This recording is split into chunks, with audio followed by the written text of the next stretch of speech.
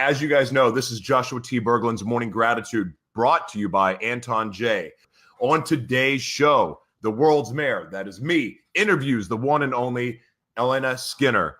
Elena Skinner was born and raised in Russia, a former gymnast, an entrepreneur, blogger, and the host of Unlock Your Potential, a healthy mind and body lifestyle advocate and unshakable optimist dedicated to helping people to become a person they most want to be. She's amazing, guys. I'm telling you. I believe that the secret to living is giving. No matter who you are, how busy or broke you may be, you have something to offer others. And it's in our unlimited power to care and love that can make the biggest difference in the quality of our lives and lives of others. Ladies and gentlemen, let's give a round of applause for the one, the only, the amazing Elena Skinner. Good morning. Hello, my friend. How are you? And hi, everyone. I'm doing well. Thank you. Doing really great. I'm so happy we got the technology bugs figured out. Yes, very true. So we use BeLive because it's really simple, but it still can be confusing when you've never used it before. And this kind of platform and this way of interviewing is becoming so simple because now people don't have to leave their bedroom. And you know what it's like living in LA and Orange County. Like getting in the car and driving a long way to a studio and sitting in traffic, that's becoming a way of the past. So now we get to do things like this, and it's amazing. So I'm very grateful that you're here this morning. First things first, my friend, what are you grateful for this morning? This morning, first of all, I am grateful for you, Jack. Thank you for contacting me and allow me to be the part of your wonderful show, Morning Gratitude. I think this is the best way to start the day with Morning Gratitude in general. Yeah, and second of all, I'm grateful every day for many different things. And I think it all starts with just being alive, being healthy, being able to see, to hear this beauty, being able to train, ability to learn, to connect with different people, experience this life, and for the good and for the bad, because it's all made us who we are. And every morning I start my day actually with a meditation of gratitude. I'm grateful, first of all, for my heart because it is beautiful. It was given to me, and I'm grateful for it. And I'm always asking my heart to stay beautiful and kind and loving, regardless of the situations, every day. Second, I choose 3 to 4 different people on situations in my life I'm grateful for. Necessary people, I still stay in touch or connect, but they are influence you in some ways that make you a better person. Right. And then I just set my day, make a plan, and go through this plan as I see it's already accomplished and going through specific challenges, whatever it is. I'm going to visualize challenges throughout the day. Absolutely. So you just, yeah, and it is important because, you know, our brain is designed to not be successful or be fearful and see what is wrong. And the only way you can do something in life or achieve something if you will actually set your mind on what is right. And that's how you can accomplish and go through those challenges, overcome them, and have what you want. So that's how I start my day, and it's very important. Trust me, if you will start to practice it, it's not always easy, but as soon as you start to go and do it, you realize that it becomes a part of you every day, and you can't even live without it. And it's definitely bring your day to a different level. Your mood, your vibration is so much higher. You see things differently, and it's a very good habit to have. That makes perfect sense. I have a morning ritual that I do before the show. Okay. And it's part of my morning routine, and it got thrown off today, and it's because everything's chaotic because my daughter's coming, but it's thrown off. And so I was getting in that zone that I get into, it's part of my preparation for the show, how I get centered and where I'm not crazy and all over the place. The thing that I didn't think about when I played competitive golf, the thing that we did was we would visualize the night before the round, we would visualize playing the perfect round of golf. And how effective that was for me was so powerful. Football, visualize, like doing everything. Why I don't do that for my day in, day out life, I don't know. But I just took notes right now because I'm going to start doing this, because that sounds terrific. Visualizing your perfect day. Why wouldn't I do that? Yeah, because usually naturally what we do, we tend to think is, okay, what is wrong, or kind of gravitate to something negative. It's Right. just your brain is designed that way. And when you train your brain on specific emotions, you're gonna have them, right? And usually people not even thinking, then train their brain to see what is wrong, what is gonna prevent me from doing something. And you only gonna get something or achieve specific state of mind or whatever it is you're trying to get fit or learn and study for something or career-wise, it's only if you actually set your mind that you are gonna get it, period. And it's like it's like the muscles you train, you have it, you stop losing it. Same with your emotions, feelings, and the way your mindset is. If you train it in specific way, you're gonna have it. You stop, you're gonna back. I love that. What about Aaron? I'm curious about the audience right now. Elizabeth, Robert, Aaron, Nunluk. Is it Nongluk? Sorry, Robert, Jane. Do you guys, when you do your meditations, and even Veronica, when you guys do your visualizations or your meditation, do you visualize the perfect day? I'm curious how many of you do that. If you do it, just give me a 1 or whatever you want to do, because I'd love to hear what you guys do. I want to ask you about your gymnastics, your time in gymnastics. How long were you a gymnast? I was a gymnast actually from 4 years old to 14. My entire life, I've been in sports since I was 4 years old. So, and we, as a gymnast, we retire very early. 14, we done. So, and after that, actually, after gymnastics, I started to lift when I was a teenager, and still from that time till today, I lived all my life. And that helps me to keep my body same shape as I was in my 17, 18. So that the discipline of a gymnast is had. I mean, I'm curious about this. Just I've been around gymnasts for a good portion of my life, and then also being a college cheerleader after I got hurt playing football, I was around a lot of gymnasts. The mindset of never quit, get up and do it again, perfection, the attention to detail. How much is that carried over into your professional life today? A lot. I would say, imagine you, a child, you're just 4 years old, and Russian teachers, trainers, they're pretty tough, very tough. So, so tough you cannot imagine. And the way they train you, and they very hard on you, but they kind of don't want to be soft on you because they know your potential. They know you have no limits. And especially when they see and they train people for Olympic Games or top athletes, they see your potential. They see your ability, your strength, that you are different, and they even put even higher standards on you. And I think that discipline they create, for 10 years in a row since you're 4 years old, that's something you bring towards whatever is the next chapter, whenever the next thing you choose to be good at. So you're learning this discipline, and they're tough on you, and they're it's just.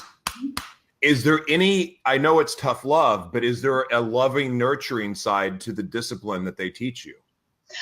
I would say they sometimes, sometimes they say they did a good job, right? They kind of trying to show you that you're doing great, but but guess what?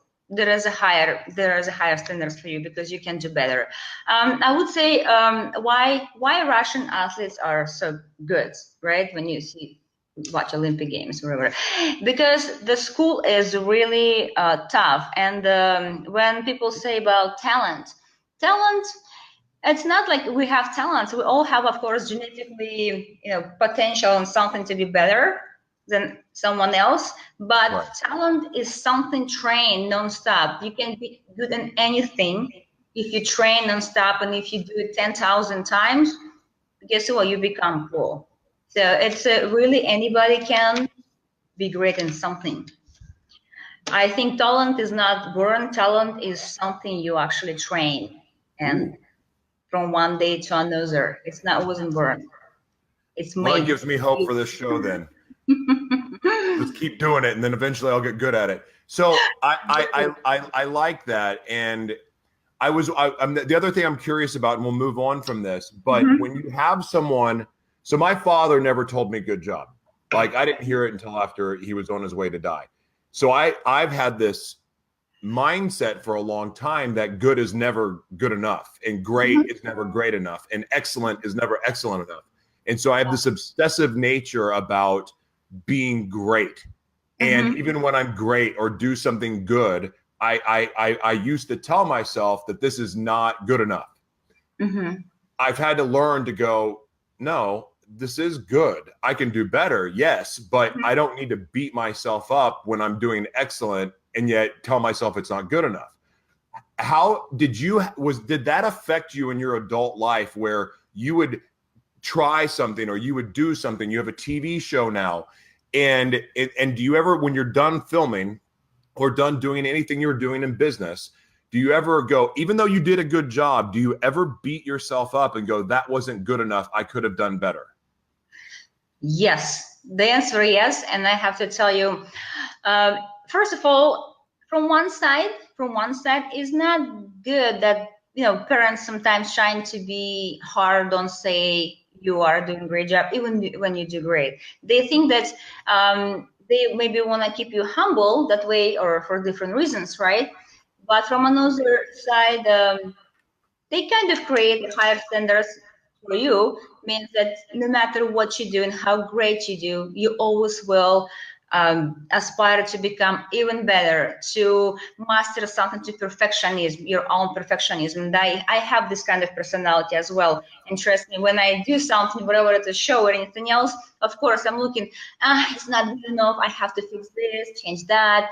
But the thing is it great that you the kind of person? What that means, if you go extremely about being good in something, right? And when you look at the person and when you see they're really great in something, sometimes it means discipline and your higher standards for yourself and for your personal own behavior. First of all, means you are going to be like this in everything, whatever is your personal life, whatever is your body, whatever is your thoughts or relationships or business, means that you have a higher standards for yourself.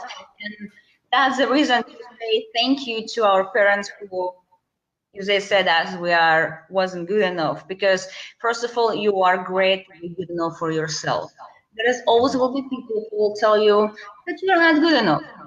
But the time you're not good enough, not because of you, but because they may feel that they are not good enough, or their own personal insecurities, fears, but because we all kind of act mostly based on our feelings. Fears not being good enough, fears not being maybe loved enough. Right. There are any other fears. Sometimes people treat others not good because of their previous experience and patterns, and they kind of punish people in their lives today for the mistakes of others, which is totally wrong. And in that case, I think people just really have to work on themselves and see what was wrong, and do not bring that pattern to again situation today, and understand the person next to you is a beautiful person, has no responsibility for the actions of the other person in your life before. So, and I think that's important. I love that a lot. So I want to ask you too. So you have a TV show now, and you have an interesting interview style. I like it a lot. That's what drew me to you. And I'm obsessed with interviewers. When I was a kid, I didn't know, I didn't know that I would ever have a show, but it's what I dreamed about my whole life. But I'm like, I'm not going to broadcasting school. I'm not going to school for that. I'm in sales and whatever. But here I am doing it, and I get geeked. I get excited every time I do the show. I love it. It's the biggest blessing in the world. But as a kid, I obsessed over watching Oprah and Larry King and infomercials, and like I was a student without knowing it. Who did you watch growing up that had an influence on your interviewing style and really kind of gave you this passion for television? So, be honest, it's not I watch someone. I think in general, my vision of what I wanted to create in life, and regardless of my life and career, I always had my passions. And there's a few of them. I have to tell you, I all my life been fascinated with the mind of humans, with the brain, how it works. Right. And even before I got my MBA in general management and organizational psychology, I wanted to be a psychologist. And my mom, who knows me obviously since my childhood, said, no, you have like a business skills where you are great with people, but you're great and also management and set it up and run the show, period. So, and guess what? You have to respect your mom's opinion. And I got the education. She actually insists to, and later on I got my NLP, and because I do love to understand and how people change and what makes them happy, what makes them sad, and what actually makes them to go and do things, and sometimes why we repetitively do something and stay in the same place and not moving forward. So, and most of my life, I have been in IT management and so happen in defense industry, and life turned around the way that it actually leads me towards my passion. And I do love to help people. And neuropsychology is something that actually I absolutely enjoy right now. And for me, being all my life healthy, fit, and conscious about who I am, what is my heartbeat for, right? What I want, being a dreamer, being high achiever in life, and always when I put my mind in something, if I really put my mind in something, I'm going to make it happen, period. So, and for me, today is most important thing is probably live life beyond me, beyond myself, and help people to feel better, to do better. And when I started the show, there is the answer for me was the only one thing that drives me is to help people to live with their full potential, because we all have it, but we hide it inside because we feel maybe if I start this, there is so much I have to do, and I don't know how I'm going to do this. You feel you don't have resources, but it is resourcefulness again, because you can go and reach out and talk to someone and create value for those people as well, and maybe create something together. You will find the ways. As long as I think you have a pure intention and you do it from your heart, right, even if it happens. There are people who are not going to believe in you, going to be judge you. Guess what? They're not going to be a part of that beautiful, amazing, wonderful things you are creating for yourself and other people around. And the goal of the show was, again, comes to one of my passions, to help people to feel better, to do better in life, whatever is it meaning in life? Is it emotions? Is it personal life, or some approach to business? Anyway, it's about like really set your mind on a specific way to be the best in it, whatever you're trying to achieve. I want to know what is the vision for your life, or what is a goal that you have that you are set out to achieve that scares you? Well, but you know that you're going to get there, but it does scare you a little bit. What is that? You know what? I will put it this way. Everything in life is scary, okay? Whatever you're trying to achieve, whatever you want to fall in love, right? Whatever you're trying to create the best show ever, or whenever you're trying to to buy something, I don't know, one of your dreams car or anything, right? It's kind of, from one side, it's always scary because it creates, from one side, uncertainty, from another side, it's something is you want. everything is scary, and especially when it involves emotions and life-changing things. But at the same time, if we will be always scared, guess what?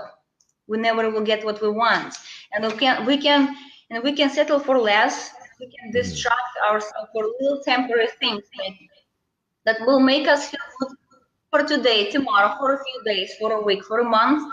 But guess what? It's not gonna get you to the goal you want to have or you want to achieve, because temporary distractions, temporary things in life, temporary people are not going to give you the love, the deep connection we want, the job you want, the great family relationship you want, or whatever you're trying to achieve is not going to bring you to your outcome, to final goal. So the hardest thing for people is probably is not the goal, but to align their actions with the final outcome, because it means that you have to do a harder work, or you have to probably really put more effort, whatever as a relationships, and you have to more give, and you have to put yourself in some specific risks, but without reason and reward. And if you want to quick, easy peasy in life, guess what? Why do you think you deserve a benefit of deep love, deep connection, or a great job or a great amazing experience if you don't want to put an effort? You didn't deserve the benefits of it. So you have to take risks. You have to go with all of your full emotions, your feelings, your effort. That's the only way. I think I'm a big believer in, and only because I've tested this theory, but I heard my pastor, I go to a church in San Diego called The Rock, and I heard the pastor say, do something every day that tests or stretches your faith. So take a risk every day. You don't have to jump off the bridge every day, but just taking a minor leap or a step towards your purpose, towards your faith, towards your vision, towards what you want in life. Take a step at least, and sometimes jump off the bridge. But if you do that every day, you will see how wonderful God is and how miracles can happen for you.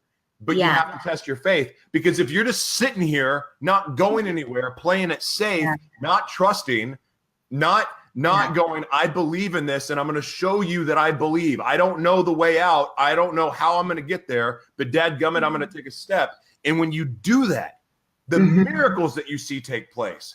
And I'm so passionate now about finding ways to stretch my faith every day, because it's where I see and know God's got my back. Like, and so many of us, and I've been guilty of this, but I know that there's people out there listening right now. I know, like Bonnie, like and other people, Robert, you've gone through this at some point in your life where you're paralyzed by fear and you don't move. And when you don't move, guess what happens? Nothing. Nothing. Yeah, so we have to learn dance with our fears, right? Instead of let them to control and manage your life, we have to figure out or destroy them, or somehow dance with them and pass them and get over it. And as you said, the results are phenomenal and amazing. And no matter what, not everybody going to like you. Not everybody probably going to be or stay the part of your life. But I think you have to be yourself and always, express your feelings, your emotions, believe in yourself, have a faith in yourself, because as long as you come from with a pure intention, and as long as you really have a faith and what you do is truly beautiful, and that's something what is very unique about you, and you're gonna get it. Because if someone doesn't see it, other people will see it in you. And if you're not going to create some project with one person, there is going to be tons of amazing, wonderful people who you will make it happen with. So, what's something unique about you that most people don't know? Well, I think many people, when they see me, I have this strong, posture of a gymnast, the person who when you first see me, you think, okay, this girl is, I'm afraid of her, okay? Because very confident look, but as soon as I open my mouth, people realize, oh my God, she is totally, have such an open heart. And for me, I'm a balance or combination of strength and vulnerability and sensitivity. So, and I do think people can know and see it when they actually put an effort into get to know you. You're amazing. I love that. Very important to be the person who have that, beautiful heart, or always aspire to better yourself regardless, to become more beautiful, to become, more giving, more loving. If you fit, you want to be more fit. If you want to get healthier diet, get it. Whatever has happened in life, any challenge or any situation that doesn't work out in your favor, you use it as a platform to become even better. Tell me about a nonprofit or a charity that you're passionate about. Well, I'm a passionate in general about working with orphans. Oh, wow. And I work with actually Kids Safe organization.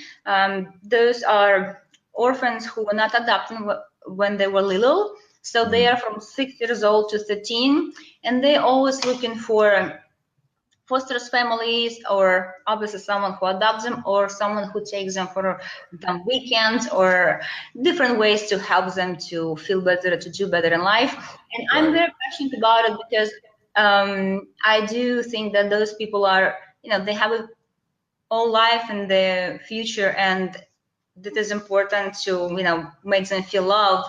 And one of my ideas is right now to create for them a program where they, before they leave this orphanage, they actually going to go through training, mind training, to set their life and vision for that they are good enough, that they are able to achieve whatever they want to, they are loved. So basically, to again, a neuropsychological point, to set their mind to do much better in life, rather than they would go in this world without it.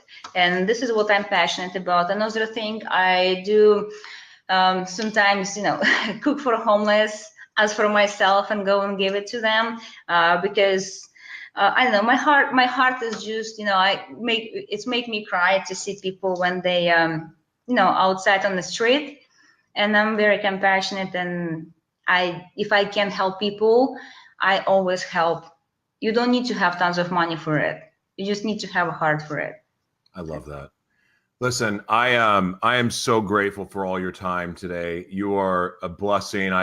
It's been so fun getting to know you, and I would love to have you back on again. I especially, I want to talk more about your TV show next time, but I would love to have you back on. It was just fun for the audience to get to know you today, but I would love to do this again. And of course, anything I can do to support you, please let me know.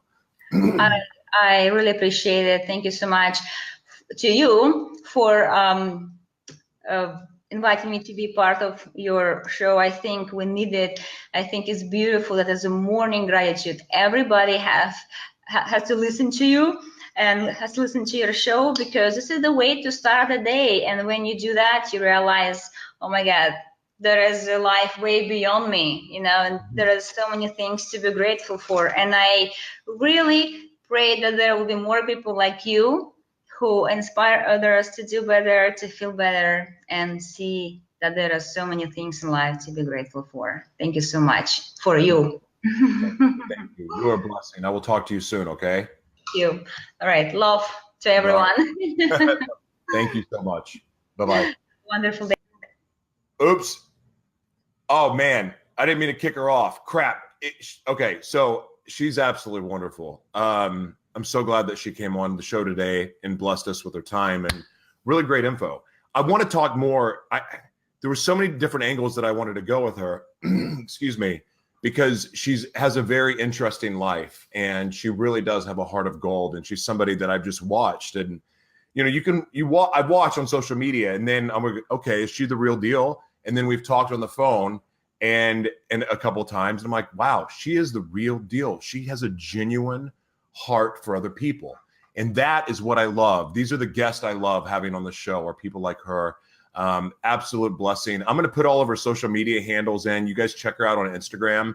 I don't know how much time she really spends on Facebook because I know her from Instagram, not Facebook, but an amazing human. So guys, please share the video. Please tag somebody that you think would benefit from this today. You guys are a tremendous blessing, and I appreciate you very much. Everyone listening on iHeartRadio, Spotify, Spreaker, Stitcher, Anchor, and TuneIn Radio, and everybody watching on YouTube and Facebook. Thank you so much.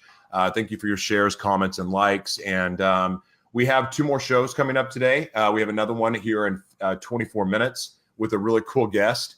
And again, I'm just grateful for you guys. So I'll see you very soon. And thank you again.